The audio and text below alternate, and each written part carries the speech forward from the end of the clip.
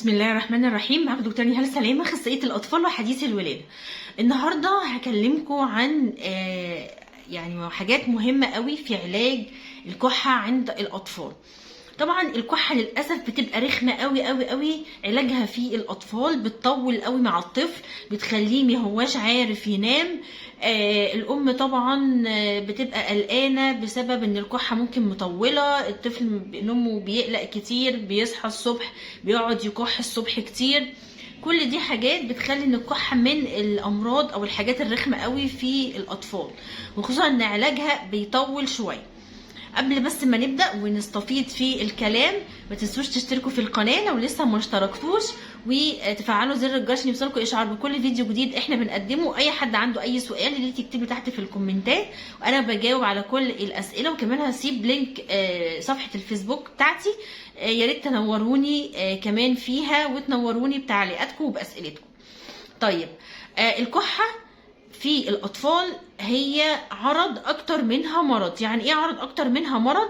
يعني كانها جرس انذار بيجيلك علشان تدور وراها وتعرف السبب وتعالجه.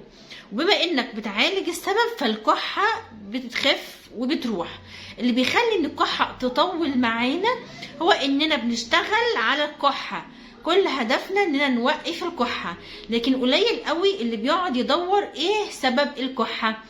ما اكتر الادويه للكحه، ما اكتر لبوس الكحه، نقط للكحه، اقراص للكحة، كل ده متاح وموجود في الصيدليات، لكن في احيان كتيره قوي ما بيكونش جايب نتيجه لان السبب لسه مستمر ولسه موجود ومش بيتعالج. طيب، هحاول النهارده اننا نحط ايدينا على اهم الاسباب للكحه عند الاطفال. تمام، اسباب كتيره، هنقول اشهر الحاجات. تمام. طيب، اول حاجه، اشهر الاسباب اللي ممكن تخلي الطفل الكحه بتاعته مطوله هو ان طبعا يكون عنده الانف يكون فيها مشكله، او بمعنى اصح الجيوب الانفيه فيها مشكله. لما الطفل بيكون عنده نزله برد شديده، في افرازات كتير ورشح كتير ومش متعالج كويس، فبتدي اثناء النوم الافرازات اللي بتنزل من الانف دي طبعا بترجع لورا، بتدخل مجرى الهواء، الطفل يقوم على شرقه، بتخلي الطفل يبتدي تظهر له الكحه. ممكن في الاول تكون جافه وبعد كده تبقى ببلغم. تمام. يبقى اول حاجه مهمه عشان نعالج الكحه اننا لازم ندور على الانف نظيف وسالك ولا لا. لو الانف مش نظيف ومش سالك يبقى لازم ننتظم على تنظيف الانف من الافرازات اللي هي بتدخل في مجرى الهواء اثناء النوم وبتسبب الكحه. طيب، ايه كمان ممكن يكون سبب للكحه؟ تاني حاجه هو ان الطفل يكون عنده حساسيه انف، ودي من الاسباب القويه قوي في الاطفال، لان الكحه تبقى مطوله مع الطفل مش عايزه تخف. طيب، نعرف ازاي ان الطفل ونشك ازاي ان عنده حساسيه انف؟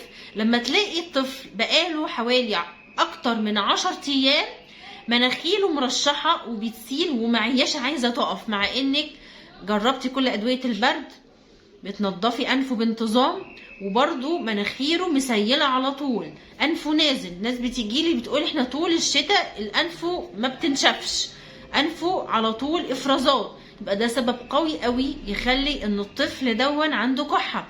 يبقى لازم حضرتك تتوجهي لطبيب الاطفال عشان يكتب له العلاج المناسب لحساسيه الانف، وساعتها حضرتك هتنبهري من النتائج، لان ساعتها علاج حساسيه الانف بالتالي بيعالج الكحه اللي موجوده عند طفل.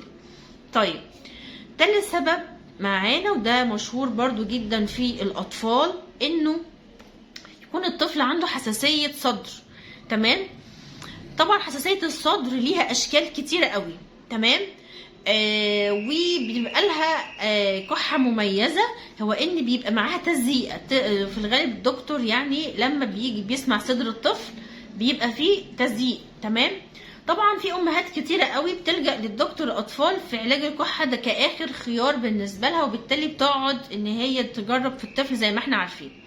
طيب، ازاي الام اصلا تشك ان ممكن يكون الكحه اللي عند الطفل اللي هي ممكن برضو تكون بتتكرر عليه بتكون بتخف وبتستجيب ترجع ترد عليه تاني؟ ان الكحه دي ممكن تكون مرتبطة مثلا بالمجهود. هو الطفل بيبقى كويس مثلا، بس لما بيجي يجري ويلعب بيبتدي تمسكه الكحة. طيب، او ان الطفل مثلا لما بيضحك او مثلا كده بيتكلم كتير بيبتدي ان هو تمسكه كريزة كحة. او ان الطفل لما يجيله مثلا دور برد، تمام، صدره بيقفل وما بيبقاش الطفل عارف يتنفس. كمان التزييق اللي انا قلت عليها في الاول دي، ان الكحة بتبقى يعني بتزيد جدا جدا في وقت الفجر. تمام، الطفل صدره بيقفل فعليا في وقت الفجر. بتمسكه كريزة كحة متواصلة.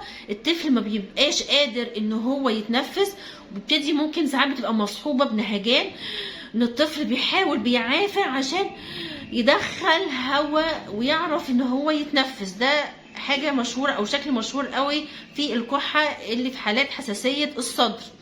كمان الطفل لما بيشم روايح نفاذة، معطرات جو، برفان قوي، حد يكون بيدخن، الطفل برضو بتمسكه كحة، مع ان هو بيبقى طفل طبيعي كويس خالص، وفجأة بيبتدي كح ورا بعضه. طفل ما بيبقاش عارف يمسك نفسه من الكحة. تمام، وكمان برضو بيزود الاحتمال ده كمان لو في الاب او الام عندهم حساسية صدر، او حد في العيلة في تاريخ مرضي في العيلة ليه حساسية الصدر. مش معنى برضو ان ان طفل مثلا جري شوية وكحن عنده حساسية صدر، او طفل شم حد بيدخن، لا، ده وارد يحصل مع اي حد حتى احنا الكبار، بس لو الموضوع متكرر ده بيحصل باستمرار. تمام، يبقى لازم حضرتك تروحي تطمني عليه. ممكن يطلع مفيش في حاجه، بس انا بقولك حاجات كده، لمبه كده تنور في دماغك انك لازم تشكي. تمام، ليه؟ لان زي ما قلت ساعتها ده هيفرق جدا مع الطفل في علاج الكحه اللي عنده، وبيريح الطفل قوي وبيخليه يعرف يتنفس بصوره مرتاحه. طيب، ايه كمان ممكن يخلي الطفل عنده كحة متواصلة مش عايزة ان هي تخف او بتروح وبتيجي؟ ودي بقى بنشوفها اكتر في الاطفال اللي هم الرضع، اللي هم اول سنتين، او طفل في مرحلة الزحف. ان ممكن يكون الطفل بلع حاجة او شرق فيها وانتي مثلا، وهي دي اللي مسببه له الكحة ودخلت في صدره وانتي مش واخدة بالك. تمام، ممكن بنشك فيها ازاي؟ طبعا الدكتور بيشك فيها لما بيلاقي ان في منطقه معينه في صدره هي اللي بيكون في عليها كده صوت، سامع صوت زي صوت تزييق كده معين. وزي ما قلت هتلاقي ان الكحه يعني بتخف شويه وترجع، تخف وترجع، وان في تاريخ مرضي انه الطفل دون حصلت له شرقه جامده قوي في وقت من الاوقات. تمام، قبل ما الكحه دي تبتدي ان هي تظهر عند الطفل بالصوره دي. تمام، ممكن بتبقى الام ناسيه او مش متخيله ان الشرقه دي ممكن تكون السبب، بس لا، يعني خصوصا لما يكون الطفل مثلا كان في ساعتها قشره لب مثلا، خرزه صغيره واقعه في الارض، حمصايه، فاهمه، حاجات كده بسيطه. ممكن يكون الطفل بيلعب وانتوا عارفين بتبقى قديم كده عامله زي الملقاط، خدها وحطها في بقه وشرق فيها، وانت بقى يعني شرقه كده وخلاص وراحت لحالها، وممكن ما تكونيش متخيله ان هي سبب في العذاب بتاع الطفل بعد كده في الكحه اللي مش بتخف او بتروح وتيجي. تمام،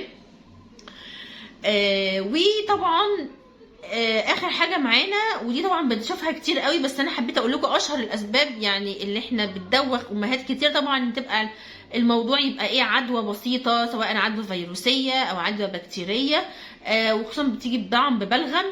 تمام، ممكن يحصل صاحبها ارتفاع في درجه الحراره بسيط او شديد على حسب شده العدوى، ودي من اسهل انواع الكحه اللي بتستجيب للمضادات الحيويه او حاجات اللي هي بترفع المناعه والسوائل الدافيه وكده، والدنيا بتروح. لكن الحاجات اللي انا قلتها في الاول دي هي دي تعتبر الحاجات اللي دماغ ناس كتيره ما بتروحش ليها، وبتقعد للاسف بتمشي لفترات طويله في علاج الكحه بدون نتيجه. فحبيت بس ان انا الفت نظر الامهات للامراض دي عشان يخلوا بالهم منها، وتبقى جرس انذار ليهم ان ممكن يكون الطفل عنده مشكله خفيه ورا الكحه احنا مش واخدين بالنا منها، عمالين نعالج في الكحه وسايبين السبب الاساسي. يا رب اكون قدرت افيدكم النهارده، ويا لو طبعا لو عجبكم محتوى الفيديو ما تبخلوش علينا باللايك وبالشير كمان للفيديو لكل حبايبكم وقرايبكم، واشوفكم في فيديو قادم باذن الله. والسلام عليكم ورحمه الله وبركاته.